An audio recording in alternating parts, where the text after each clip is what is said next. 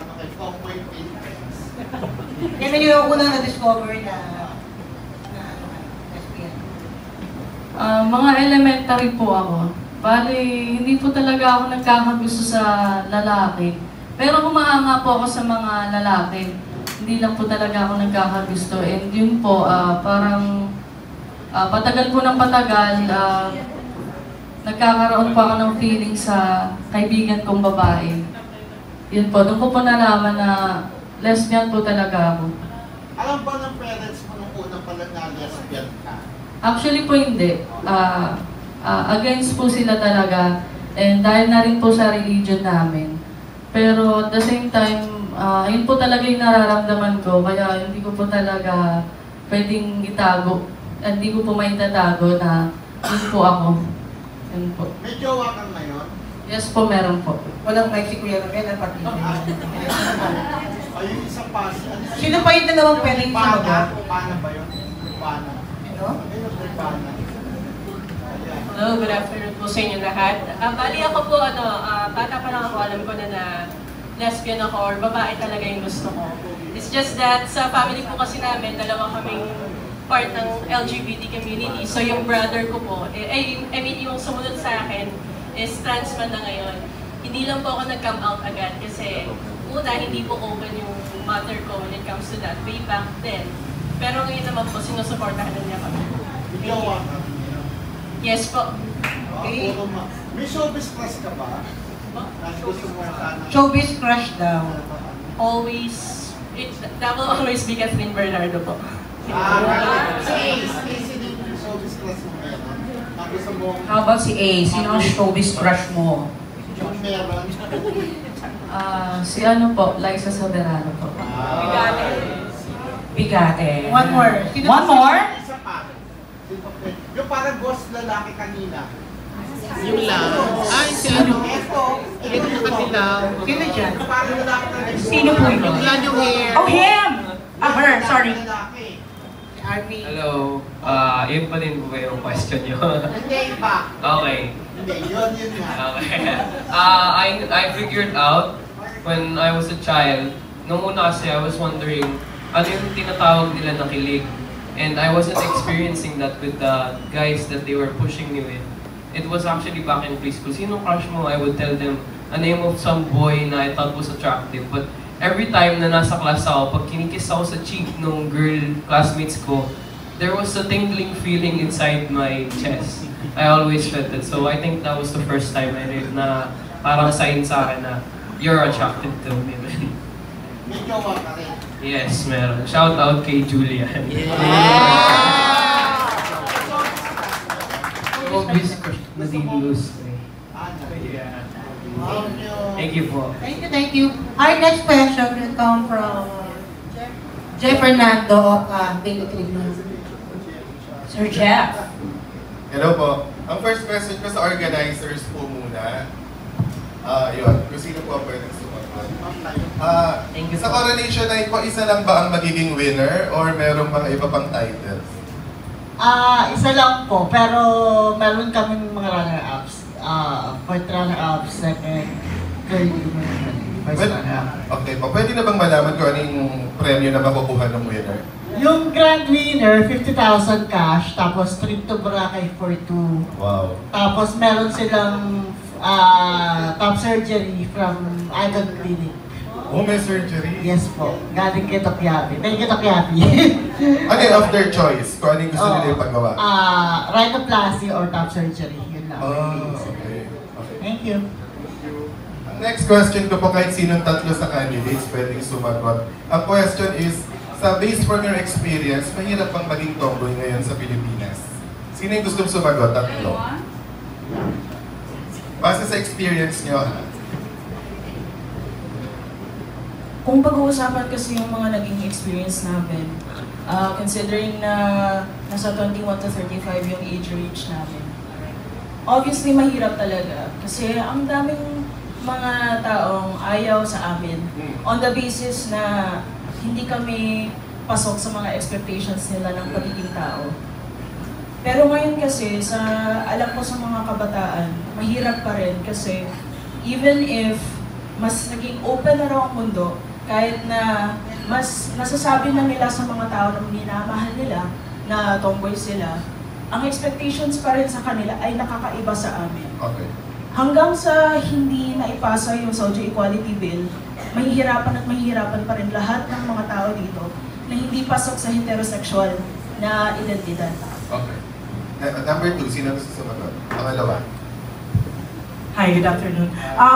Para sa din po ba yung question? Yes, mahirap ang maging tomboy sa Pilipinas base sa experience mo. Para sa akin, mahirap po maging isang tomboy sa Pilipinas kung pakikinggan mo po yung sasabihin sa'yo ng mga tao, yung mga discrimination na sinasabi nila. Pero kung pakikinggan mo po yung mga taong nagmamahal sa'yo, yung mga taong tumatanggap sa'yo at yung pamilya mo kung gaano kanila kamahal at sinusuportahan, masarap po maging tomboy, masarap maging kakaibang tao. Oh, that's okay, so sino yung pangatlo? Yung huling gustong sumagot? Oo, taas ng kamay sino gustong sumagot.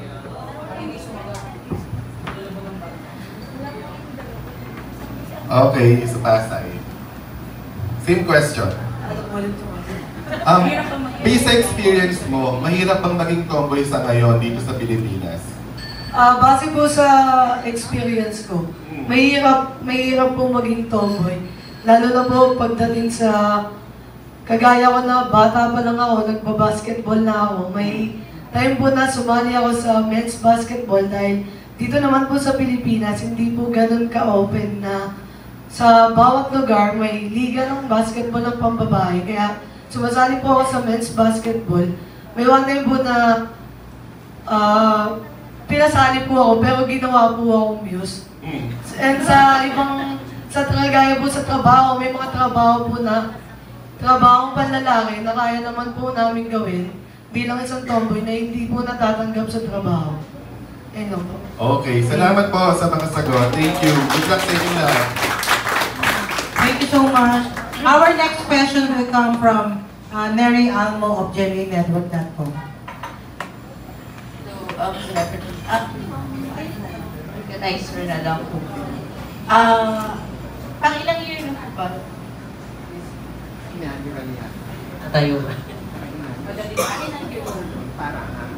Pang ilang year na. Sa Tomboy Philippines po na tawag, first time po ito, but we're doing this pageant for 12 years na. Ang name lang po niya, since alam naman namin yung terms, not in general, is like Mr. Fem. Pero yung concept ng pageant ng mga tomboy, yun na po yung ginagawa namin. 12 years na po. Mr. Fem. Mr. Fem ang tawag. And with the help of Mr. Wilbert Tolentino, din po yun. Thank you so much, Sir Fa. Sa pag-encourage din kay Ma'am Chin na gawin yon kasi may nag-i-exist naman ng community. Yun lang po. So ano yung reason na parang to go big this time? Kasi medyo matagal na and for the longest time na nasa underground kami at nakikita naman namin yearly, nag-iiba-iba naman yung crowd na sumusuporta sa amin. And one time nang nauso yung TikTok, nakita din namin yung napaka-overwhelming na meron palang ganitong community na nag-e-exist. Then yun, nag-uusap lang kami one time Sabi ko, i-push na natin to na malakihan. Kasi for the longest time, again and again, puro gays and men, women lang ang nag-e-exist. Parang ngayon, makita naman nila sa buong Pilipinas muna na nag-e-exist din kami. Yun lang po. Sa mga contestants, meron po sa inyong mga sumali na before sa mga ganitong pageant? Tatanong mo, sino sa inyo?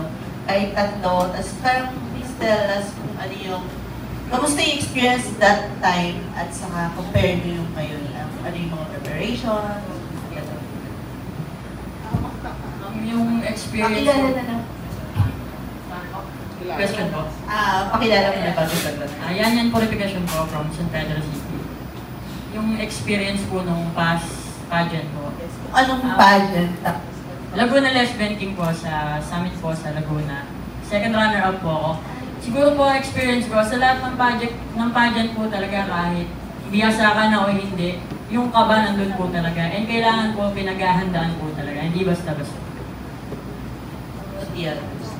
Hi, I'm Pau Varaon po and naging candidate na po ako ng That's My Tomboy sa It's Showtime. And sa mga pageant po, barangay, sumasali na rin po ako. Pero ang kinaibahan po ng Tomboy Philippines sa mga pageant na sinalihan ko ay yung mas kaya ko na pong lumaban ngayon nang alam kong kaya kong suportahan yung sarili ko. Dahil before po kasi talagang nakihiram pa ako ng mga gamit para lang suportahan yung sarili ko dahil nga po wala pang kakayahan. Pero ngayon po sa Tomboy Philippines, malaki po yung impact niya sa akin kasi alam kong mas marami na pong taong nanonood at nakikinig para po mapakita namin kung ano yung mga advokasya ng mga tomboy at yung mga talento na kayang ipakita sa ibang tao.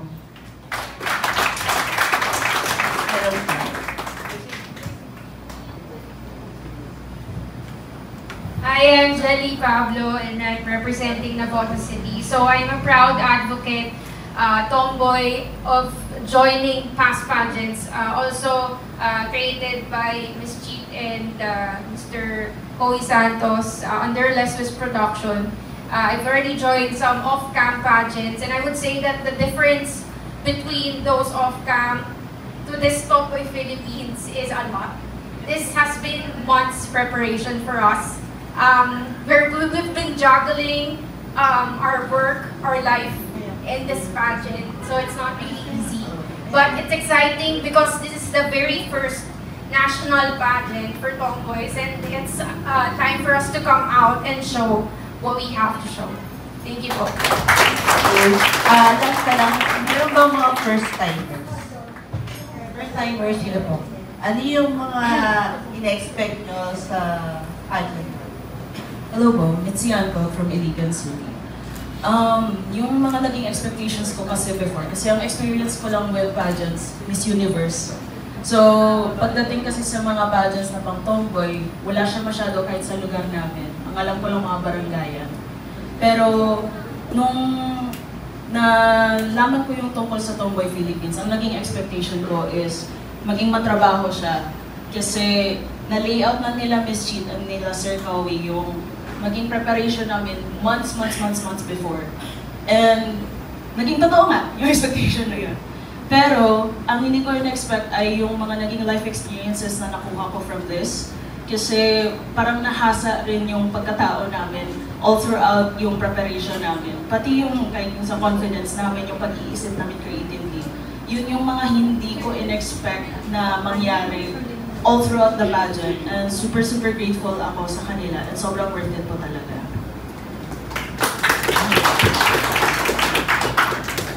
May iba po bang first time na siya? Ay, sige. Magandang hapon po. Ako nga pala si Antoy Deloso from Coronadal City, South Cotabato po. Yung experience ko po bilang first timer po sumali sa pageant na to ay sobrang-sobra po. Lalong-lalo na nagpapasalamat ako dahil isa ako sa 30 candidates na nakasali dito at ibang lugar pa po ako, sa Mindanao pa po galing. At very proud po na nakita ko mismo yung lugar namin na grabe yung suporta para makarating dito sa Manila at suportahan itong first ever na national pageant ng mga tomboy.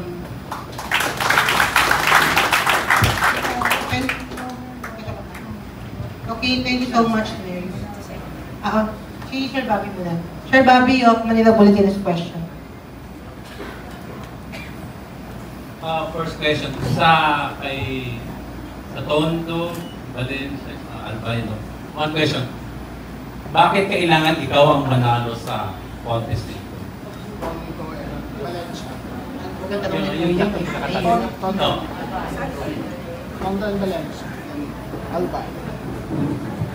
Hello, good afternoon. I'm RB from Albay. Bakit kailangan ako yung manalo sa pageant na ito? Well, unang-una po, first pageant po ng Tomboy Philippines ito. So, isang karangalan po na maging first winner po dahil po, yun nga po, unang-unang pageant po ito. And then, gusto ko rin po ipagmalaki sa amin, sa Albay po, ng pamilya ko, ng mga kaibigan ko, at ng ano po namin, ng mayor. And then, kung ako, bakit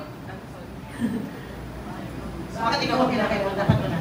Okay, bakit ako yung kailangan manalo? Dahil, nag-audition po ako ng ako lang, nang walang kahit anong support since taga-Albay po ako. And then, buo po yung loob ko sa pagsali ko po dito. Yun lamang po, thank you. Thank you so much.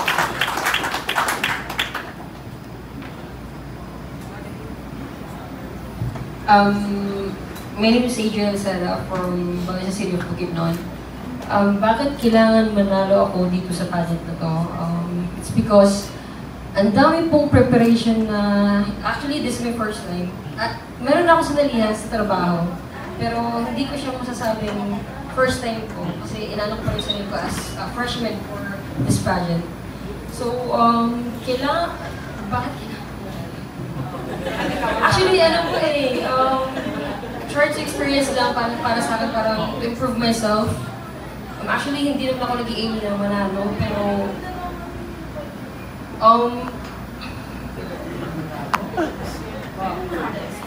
for the experience. Yes, actually, this pageant is life-changing. Kasi ang daming nagbukas na pinto para sa akin. Sa trabaho ko po, naging ambassador ako.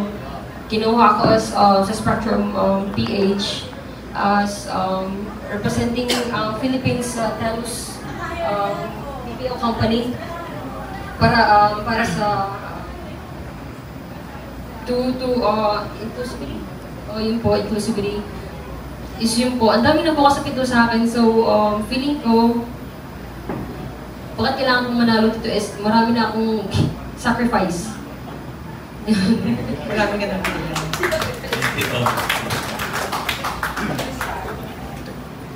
Hello po, I'm Ems from Tondo, Manila, the Warriors of Tondo, Manila. Anyway, ba't kailangan ko po manalo dito? Kasi unang-una, I was heartbroken po.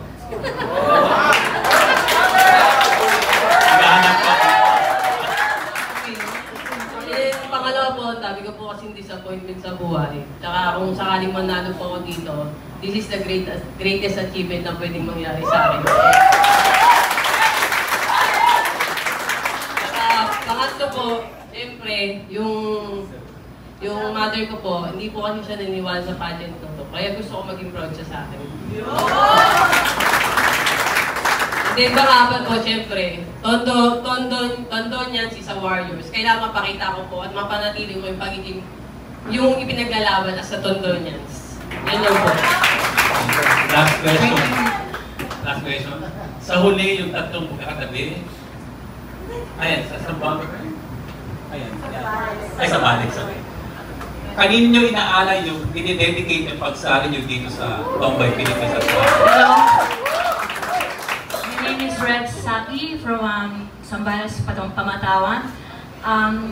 Inaalay ko po ang pageant na to kung sakaling manalo po ako sa anak ko. Because I'm proud. He's always support me.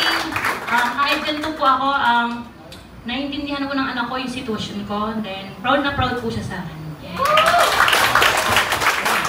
Hello po, good afternoon. I'm JC from Batangas. Dinededicate ko po itong laban ko sa Tomboy Philippines para po sa family ko and sa partner ko po na nasa Cavite ngayon. And gusto ko pong i-dedicate po itong laban ko sa lahat po ng part ng LGBT para po maipakita po natin sa mga heterosexual or mga homophobic na tao na hindi lang po kami basta tomboy. Tomboy po kami na couple po kami na matalino, talented, at kaya po namin maging successful in life regardless of our gender identity.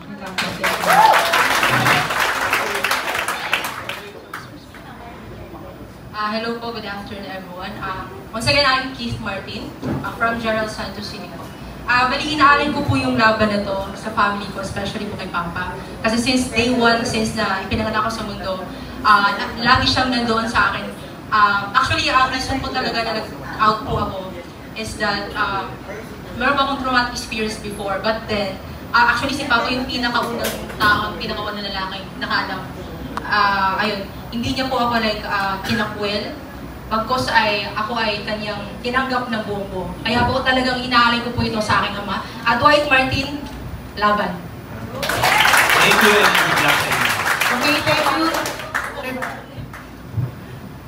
Sino pong next na magpapag? Okay, Our next question will come from Miss 1010 of 10 Show. Okay, thank you. Hello, Ma'am Chief and Sir Zoe. Hello po. First question for you is that, hello. First question is that, ano po ang kailangang quality ng hihirangin natin the first ever Tomboy Philippines? Alam ko hindi po kayo ang judge on that time, but you are, syempre, the temple. Kayo po ang haligi ng Tomboy Philippines. What should be the quality of the winner? Ikaw na. Ikaw na. Nagturoan eh, no? Hindi, kasi, yung misconception kasi sa mga lesbian, mga tomboy na nakamiyo, yan, kumakaindag lang, yan. Diba? Yung pag may partner eh, malalaspag ka lang sa tomboy. Well, gusto namin patunayan sa buong LGBT na tulad nga ng sinabi ni JC, na matatalino talaga itong mga batang to. And isa sa ano yun, quality para manalo ng Tomboy Philippines. Hindi basta gwapo lang, hindi basta magpakit lang. Meron kaming mga advocacy na ilalabas, na papatunayan nila. At pagkatapos ng event na to, well, gagawin namin kung ano man yun, kung sinong manalo. Next question, anyone can answer. Ay, Sir Kobe, may answer. Okay na po yun. Talaga lang na gusto namin, kasi not the usual question and answer sa mga gay or the normal pageants. Imbis na question and answer is they need to show us, everyone ng manunood, yung advocacies, kung ano yung nasa puso nila. Instead of, kasi alam na natin, matatalino ang community na to. So yung mga advocacies na kung sakaling mabibigyan sila ng pagkakataon or ng platform, ano yung ilalabas ninyo natin, ng grupo natin na mapatunayan bakit at bakit natin to ginagawa. Yun lang naman po. Thank you, Ms. David. Thank you po. Now talking about pageants, I'll ask if anyone can answer. Di ba po, transgender women are already okay to join Miss Universe pageant? What about the tomboys or trans men? Is it okay for you? Because this is already the first step. Tomboy Philippines is already the first step. Is it okay to join male pageantry on the next days or the next pageants to come?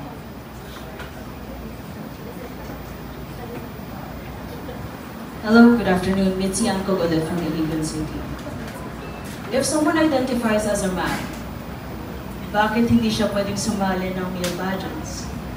Pero the fact pa lang na dinidefine natin kung ano yung male, female, based on yung tinuro sa atin sa grade school na chromosome, whatever.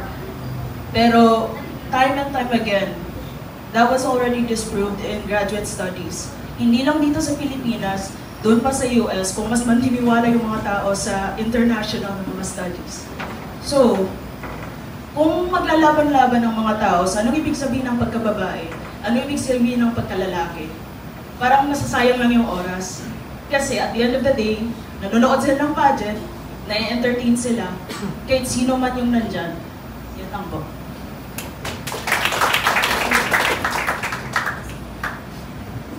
I think it's okay kasi you're fighting for something like your appearance and your wits.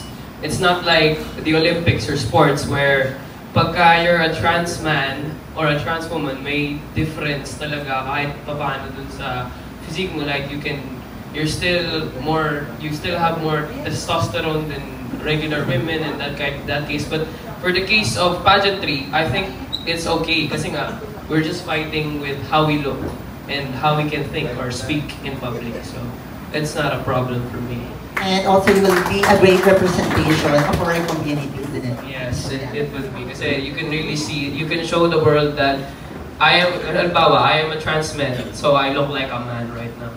I am literally a man. Parang gano'n na yung idea dun. Pag pwede kaming sumali or kung pwedeng sumali yung trans men sa mga male pageants.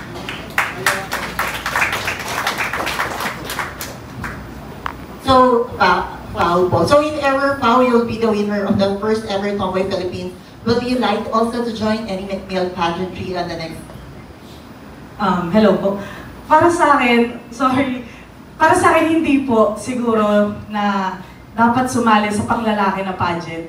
Kasi tulad po nito, nagkaroon na nga po ng Tomboy Philippines. So naniniwala ako na meron tayong sariling spot para sa atin. Kasi yung para sa akin, kung lalaki is para dun sa kanilang mga lalaki. And yung gusto nating respetuhin din kung ano yung gender identity natin. Alam kong merong spot at tsansa para po sa aming mga tomboy. Correct naman. Sir, yes. May question po kayo, sir? Good afternoon. My name is Nolly for OPM. Anyone can answer my question. Among the high-profile lesbian in our country, who do you look up when? Pwedeng taga-entertainment, member na sa politics, or any other field?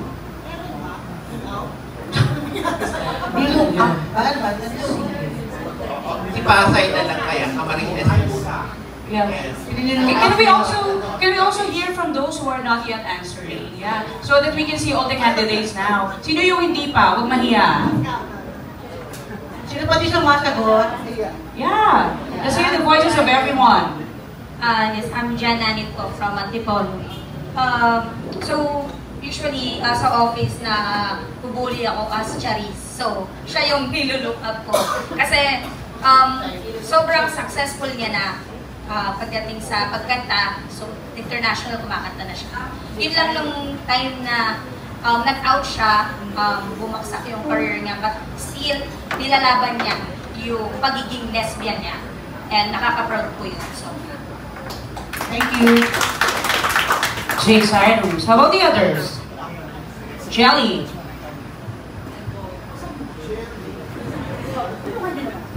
Yes, I am Jelly Pablo from Navota City, and the person that I look up to is Isa Segura.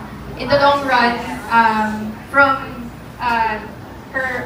his childhood until now, he's very proud and loud to be part of the LGBT community and been supporting as well.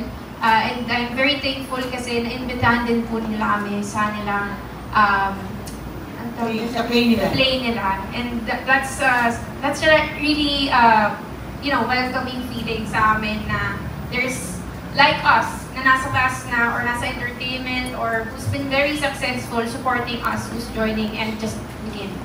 Thank you, Jelly. Sino pa? Good afternoon po ulit.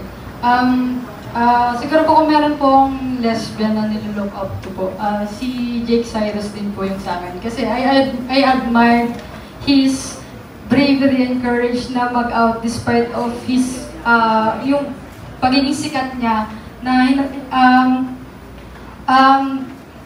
tinake risk niya na mag-out para lang magpakatotoo sa sarili niya dahil yun talaga yung magpapasaya sa kanya.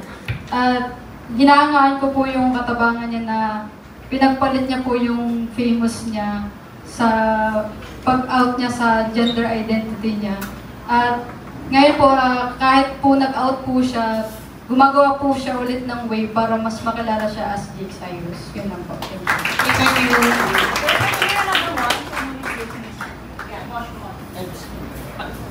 Hi po, good afternoon. My name is Marsh from Camarines Sur. Well, actually, niluluck up ko rin po si Miss Isa Segura po. It's not about kung gaano siya ka-famous. Sobrang down-to-earth po kasi niya na tao. Hindi niya tinitingnan yung kung ano yung narating niya. Kasi nakasama ko na po siya sa isang set. Naging po kami, parang, sa isang, naging guest po kami. So, wala po kaming ka-experience, but tinuruan niya po kami, ginaid niya po kami. That's why, hinahangaan ko po ng sobra si Miss Isa. Thank you po. Thank you. Hello, ayan. I'm Encho Pageantology 101 and Philthology. My first question is for the organizers. Ano po yung magiging pageant format natin? Ano po yung mga paglalabanan? Do we have a national costume? Of course, yung ating format. Paano po ba yung system? Meron kami sa prelim, sa preliminary. Meron kaming swimwear at talent portion. Gaganapin nyo sa October 5 kung makakapunta po kayo at makakapag-join kayo sa amin, welcome naman kayo dun. October 5 po. Tapos, coronation night namin sa Music Museum, October 19, 6 p.m. Doon naman, doon ang continuation, doon paglalabay ng formal wear, yung costume namin, at saka yung advocacy nila. Ayun. Sana magkaroon din ng international competition soon, no? Yun nga yung pinapangarap namin, dahil nag-start na po. Karating tayo dyan. Kahit mga 15 candidates lang from all over the world. Siyang marami magpa-franchise. Anyway, for the questions ko sa ating mga candidates, doon sa mga hindi pa nakakasagot, nakakahawak ng mic.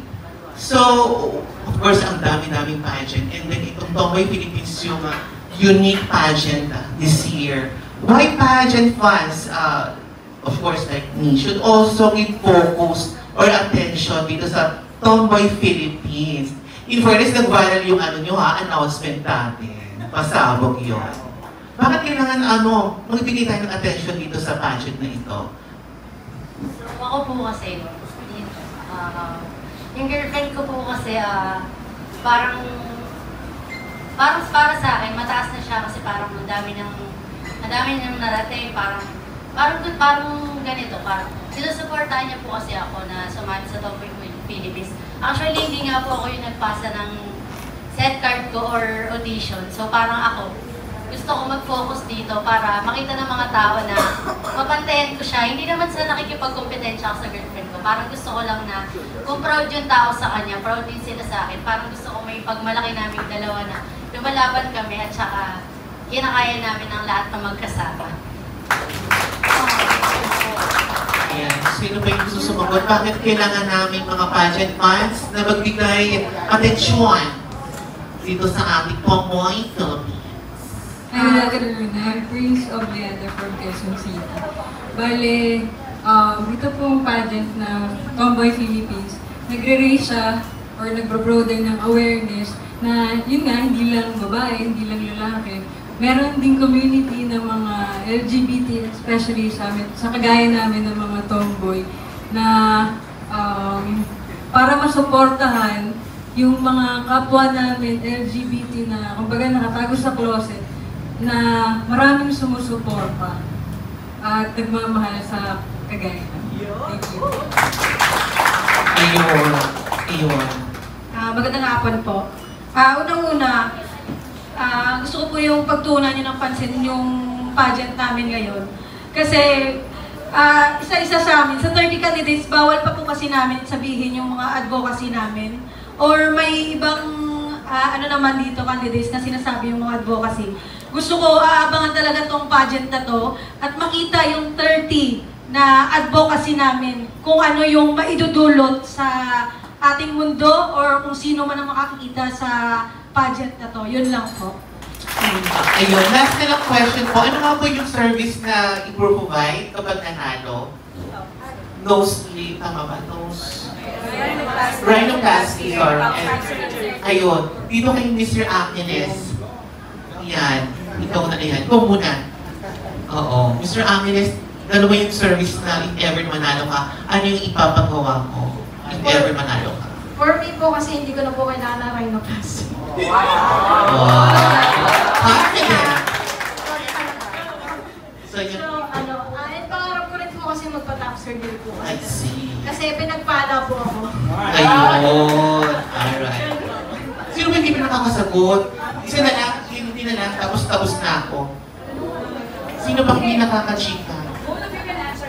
Ayan. How about you, Beth? If ever manalo ka, ano yung service na ipapaan? Sa akin, pusing lang din po kay Biel. Top po. Kasi parang hindi na rin nagpunit lang sa nose. Ganun din po kayo, pinagpana rin po. Kung sana o pinagpana, kung pwede nga lang mag-change tayo ng ganyan, diba? Sa akin na lang. Anyway, thank you so much. Hello, good afternoon. Sa organizer, congratulations po on your pageant. Sabi niyo 12 years na kayong gumagawa pero hindi ganun ka-out. This is the first time na national yung level ng competition. So, ano po yung what drives you to stage a pageant like this for our lesbian brothers? Siya ang sasagot kasi mas ito siya namulit sa akin eh. Ayun, ikaw na. What drives us daw? Ba't ako? Ito ang utak Hindi kasi maganda. Hindi naman ako sa nagbibida, pero isa kasi sa nangyari, ako mismo personally, naging candidate niya, year 2012. Kahit kasi nung nakakakilala sa akin, sobrang wala kasi akong personality that time. Siguro, sa pandinig ko, hindi niya rin kasi sinabi na pageant yun. So, nung nangyayari na, parang sobrang clueless ko, ano kaya itong, hindi ko akalain din na parang may pageant na pala sa mga tomboy, kasi Miss Universe common na eh. Nung nandun na ako mismo, ang dami kasing na-develop sa akin, like yung communication ko. Yes, we are all friends, but nandun pa rin yung healthy competition, yung pagdadamit, way na how we show ourselves. Kasi nga, di ba, kung hindi natin ma-hone or mapapractice yon, lagi lang kaming nasa closet. Lagi lang, okay, nagagamit ako ng panlalaki, ganito na ako, tinanggap ko to sa sarili ko. Pero iba pa rin yung next level na maipapahayag mo yung sarili mo katulad nitong nangyayari ngayon. At gusto ko rin personally na hindi lang sa akin o sa mga ibang naging candidates ni Ma'am Chit mangyari yun. Mangyari to sa karamihan din kasi sayang dahil alam ko yung potential na pwede namin ipakita or itulong dito sa kabuuan ng bansa natin or sa humanity. Ang hirap mag-explain. Thank you so much. Good luck po. May candidate pa ba na hindi natatanong? Hindi pa nakasagot. Kaya, sige lang, Bebo. Anong name mo, dear? Teya. Teya, napansin ko dito sa inyong press kit, may mga pronouns na nakalagay. Merong nag-identify na she, her, tapos he, him, gano'n. Bakit importante yung pronouns para sa inyo? Para sa atin din? Para sa akin po, yung pronouns is, yun po. Ano nga ba? Yun po. Kasi po, yun po yung gusto kong tawag po sa akin. Pero may ka naman, you love girls naman. Yes po. Nagkagarit ba kayo kapag tinatawag na ma'am? Oo. So, sa panahon ba ngayon, sige, magtanong ako ng isa either kay Yan. Yan, sa panahon ba ngayon, before kasi when you say tomboy, iba parang medyo na-off sila eh. Sa panahon ba ngayon, yung tomboy, okay na, wala na kayong hindi na kayo nasasaktan. Para po sa akin, hindi po ako nasasaktan kung tawagin akong babae, tomboy, o kung ano pa man. Basta, siguro po sa iba naintindihan ko kung gusto nilang tawagin silang he. Kasi po doon yung confidence nila eh. Doon po nila nalalabas kung sino sila. Ayun lang. Pero ikaw, anong identification mo? Wala naman po, kahit ano lang po. Kahit ano na? Okay lang po sa tanggap po sarili ko, yun po yung importante, tanggapin natin sarili. Okay, and for the last question for Pao. Pao, why should you be the inaugural winner of Tomboy Philippines? Para sa akin po, yung salita kasi ng panalo, nakuha ko na siya eh. Naramdaman ko na siya. Sumali pa lang ako ng Tomboy Philippines. Pumasok pa lang ako bilang isang candidate ng Tomboy Philippines. Para sa akin, panalo na ako. Yung mga kasama ko, yung mga candidates, at mga kilala ng mga kaibigan na ito pagkakatiwalaan. Para sa akin, bonus na lang po yung tropeyo at title. Pero kung ako po yung papalarin, alam kong meron po akong kayang gawin na maging inspirasyon po sa mga katulad ko na huwag po kayong titigil at magtago sa closet nyo dahil darating din po yung panahon na magiging proud kayo sa sarili nyo. Kailangan nyo lang pong maniwala sa sarili nyo at pakinggan nyo lang po yung mga taong nagmamahal sa inyo kaysa po pakinggan nyo yung mga discrimination ng ibang tao. Congratulations! So our next, we were down to our three last questions. Okay, our next question will come from Bernie Franco of FLPH. Parang malinaw lang narinig ko kanina. Gamit dito, Tomboy Philippines, pero may mga trans member. Tama ka? Wala. Okay, para malinaw lang. No? So, yun nga, pinag-uusapan natin kanina, nabanggit ni Pao yung discrimination. Kung sino pa nang gusto mag-share para maintindihan din namin yung mga pinagdadaanan ng tomboy or lesbians mo. Sino yung yung nagkaroon ng unforgettable discrimination na naranasan, and paano nyo yun napagtagumpayan? Or how were you able to deal with it? Yung mga gusto mong share din. Specific. Good afternoon po. Luya, di ba? From Nueva Ecija. So, sa akin po yung unforgettable moments ko sa pandemic ko is yung ano po, yung sa CR po. Kasi po, nag-umpisa po ako mag-out. Alam ko na po na elementary ako is hindi po talaga ako babae or ano po talaga yung physical ano ko. Tapos nung nag-out po ako nung high school. Sorry, closer lang yung mic. Nag-out po ako nung high school din. Nag-out po ako nung high school. Tapos nagpagupit na po ako. Tapos may time po na umihi po ako sa public. Doon po sa amin po, sa province na po. Parang sa babae po, for girls. Tapos paglabas ko po, parang nagtaka po, may tumingin po sa akin yung isang iihi po na babae po. Tapos, parang doon ka sa kabila, parang yun po. Tapos parang ngayon po, hanggang ngayon, nadadala ko po siya na hindi ko po alam, gusto po papasok na ano kasi, pero mas napansin ko po, pag sa male, ano po, comfort room, hindi po nila masyadong pinapansin kung babae ka or lalaki. Pero mas, ano po, mas ano sa babae ko. Mas, kasi lalaki yun ang react po sila. Yun po. Walang bukayo. Thank you. Sino pa gusto mag-share? Sino? Ay.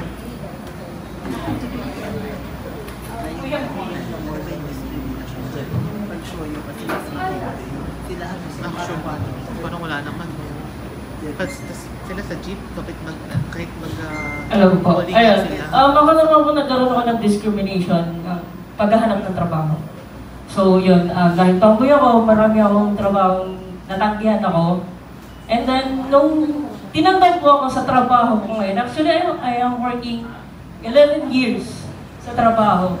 Hindi po ako maalis. As what? Sorry.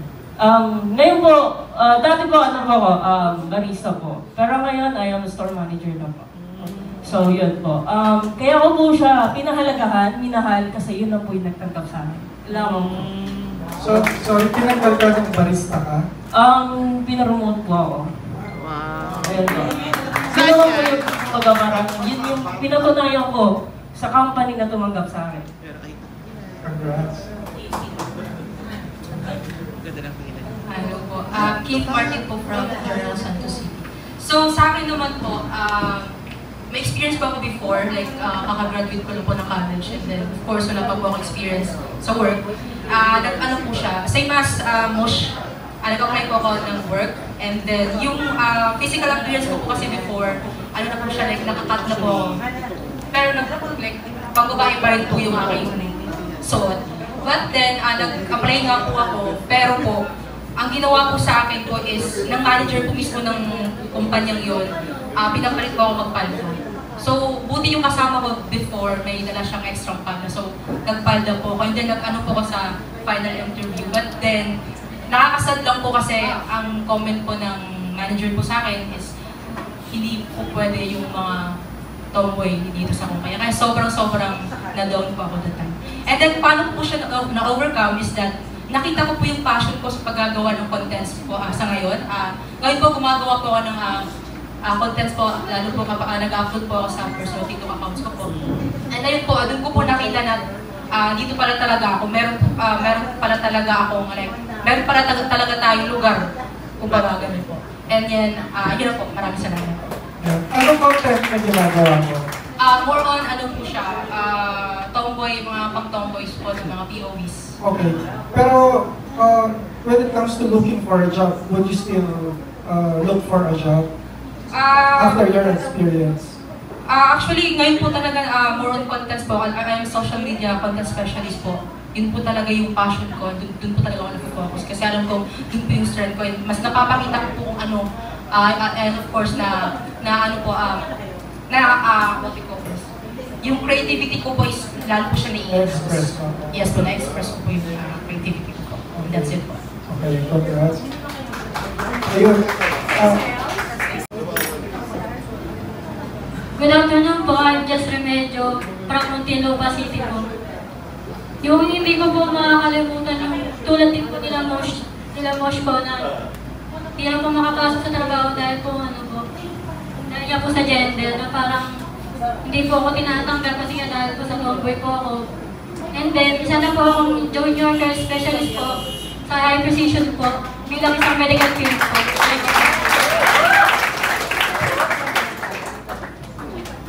Hello po, I'm Macy Sematara from Pasay City. Yung hindi ko po may makalimutan na discrimination na natanggap ko is dun po sa family ng ex-partner ko na homophobic po sila na hindi po, ayaw po nila akong makita, ganyan. Actually, hindi lang po sa ex-partner ko, like sa mga kaibigan po. Mga kaibigan po kasi usually, lalaki or babae lang po. Bihira po magkaroon ng friend na kagaya kong lesbian. Ayun na po, yun sa magulang po na hindi ka po papansinin kasi tomboy ka, ganun. Pero wala ka naman po kasing magagawa kung hindi ka matanggap. Susuklihan mo lang po, no? Siyempre, respeto po bilang tao. Ayun po. Pero masakit pa rin sa'yo pag ganun yung treatment na naibigay or yung parang, hindi ko lang kung tama yung term, nasanay ka na lang pa. Masakit po para sa akin kasi sa pamilya ko po, tanggap po ako eh. So, yung vision ko po na parang, bakit sa ibang tao hindi nila matanggap. Pero ayun po, wala po akong magagawa, kundi respetuhin po yung bawat tao dahil may sarili-sarili po tayong paniniwala. Ayun po. Thank you. Manuel Mana from Santa Rosa, Laguna. So I think ang pinaka gusto kong mangyari or personally is that ma-acknowledge lahat ng mga tomboy na hindi lang kami basta tomboy. Kasi di ba pag sinabi nilang tomboy ka, parang napakaliit na tingin. So I think I would like to take this chance, hopefully this platform will be an eye-opener to everyone na we can do something, we can be something. Thank you. Thank you. Mangyari, yung sa school uniform ko, marami po kasi mga lesbian or kahit gays na nabubuli sa school, sa uniform na ako. Hindi naman po kasi natin alam yung epekto ng pag binubuli ka, so nagkakaroon ng depression or anxiety. Sana po magawan po ng action yun. Dahil mas pinipili na lang po ng iba na hindi na lang mag-aral. Dahil nga po sa nabubuli sila. Yun lang po. Yes, ma'am. Okay na. Siyan ko yung pinag-insin. Na-mention ko na ito dati yung sagot ko, related naman siya. Ang gusto ko lang sana na maibigay ng lipunan natin sa mga tomboy. At hindi lang mga tomboy, pati mga bakla. At kung sino man yung komunidad namin. Sana may seguridad na para sa mga buhay namin dito sa Pilipinas. May seguridad na hindi kami itatanggi sa trabaho. May seguridad na hindi kami masasaktan sa pagmamahal namin ng mga partners namin or kung sino man. Ang gusto ko lang sana is ma-providean kami ng security na mabuhay na mapayapa at masaya. At yun nga, sana sisimulahin na nila sa mga batas dito sa Pilipinas. Kasi ang gusto ko lang talaga, magpakasal na kami. Yan lang. Sa akin po yung Soji Bill talaga po. Gusto ko po marinig ng gobyerno din po natin kasi gusto ko din marinig ng community lahat po na yung Soji Bill hindi lang po para sa amin na membro ng LGBTQIA+. Kung may pagkakataon na marinig lang nila yung Soji Bill, sa totoo lang po para po sa lahat. Yung rights po natin. Thank you. Para po sa akin, ano na lang po, respect. Kahit na hindi nyo na po kami tanggapin o hindi nyo kami matanggap, sana irespeto nyo pa rin po kami bilang tao. And pantay-pantay pa rin naman po tayo dito. And yun lang po, sana wag na po masyadong magkaroon ng discrimination. Yun lang po.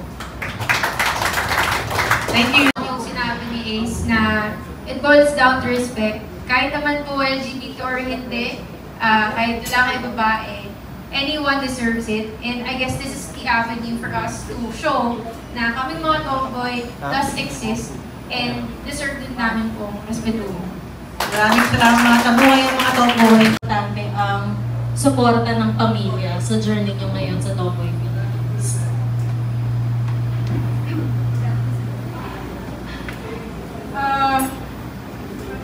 Pinaka-importante po ang suporta ng pamilya, lalo na po sa akin, mula sa suporta ng papa ko, na tinanggap ako at never ako na-judge. So, kaya po ako nag-push through sa pageant na to kasi alam kong may bagger ako sa likod na pinupush talaga nila ako para i-pursue at makuha ang title ng first ever Tomboy Philippines.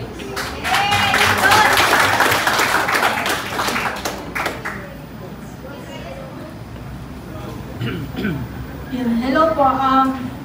For me po, very important po talaga yung family support. Kasi, unang-una kasi dapat, syempre, family mo unang tatanggap sa'yo eh.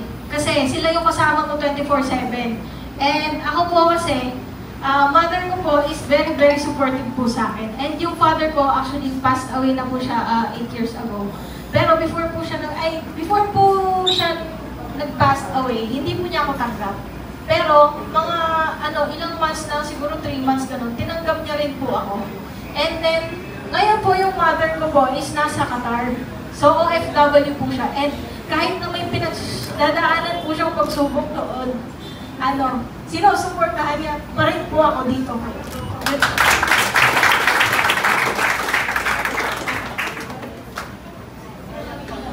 Hello again, Marvy.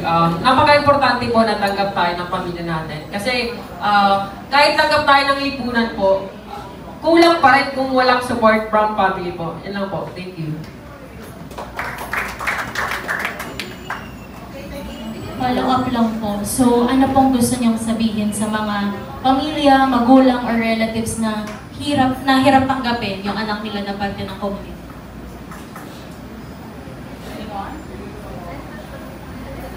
Ano pong gusto niya sabihin sa mga parents or sa mga relatives po na hirap tanggapin yung mga anak nila na parte ng LGBTQIA+ community po?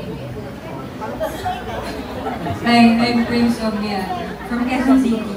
Sa mga magulang po, alam naman po natin na ang formative years ng isang tao ay nagsisimula sa murang edad. At lahat ng ang buong pagkatao na ay magsisimula sa pamilya, kung saan siya nag-start. So kung ano siya magiging pagtanda niya, paglaki niya, sa pamilya, ang titignan mo is yung pamilya. Kumbaga, shadow ng pagkatao ng isang tao, ng pamilya niya. Alam ko, mahirap, walang madali. Hindi lang tayo sanay.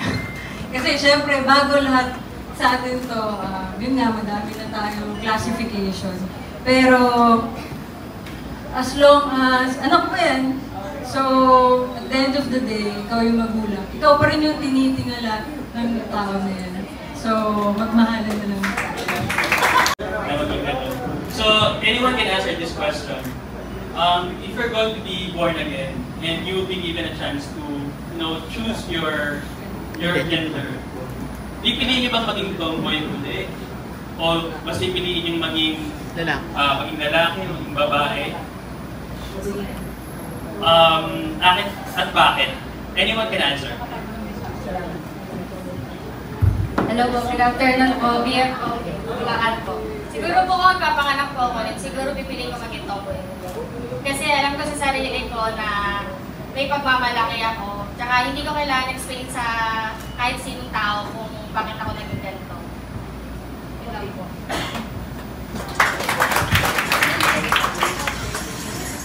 Hi, I'm Red Sasaki. Para sa akin, pipiliin kong maging ako pa rin. Kasi from now kasi masaya ako sa life ko being me. Then, alam ko sa sarili ko na marami ditong kakayanan na pwede ko patunayan sa mga tao. Like talents, gano'n na which is hindi ko alam kung maibabalik pa kung maging ipapanganak ako ulit. Thank you. Para sa akin po, kung ako ipapanganak, gusto ko po maging anak na babae po ulit ng magulang ko. Dahil bilang pagsuporta at pagmamahal po nila sa akin bilang tomboy po na kasarian na meron ako ngayon, gusto ko pong ibalik sa kanila yung anak nila na unang-unang panganay po kasi ako na babae, so gusto kong makita nila yung unang princess nilang anak na babae po ulit. And yun po yung magmamahal sa kanila at hindi mangiiwan sa kanila habang buhay. Paano princess?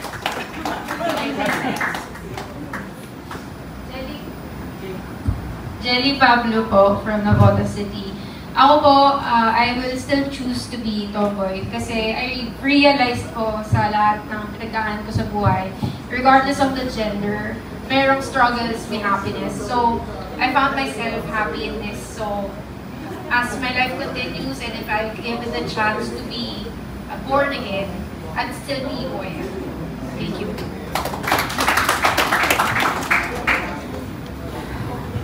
Ayun po, kung bibigyan ko akong ng chance para mapanganak ulit, siguro, pipiliin ko kung ano yung lumabas. I guess. Wala ko akong pipiliin, mapalalaki, mapababae. Tatanggapin ko kung ano maramdaman ko, kung maging bakla ako, kung maging tomboy ako, as long as alam ko kung paano rumispeto ng kapwa ko. Susunod na buhay, gusto mo ba maging kalaman? Parang gusto ko na lang yung study sa youth.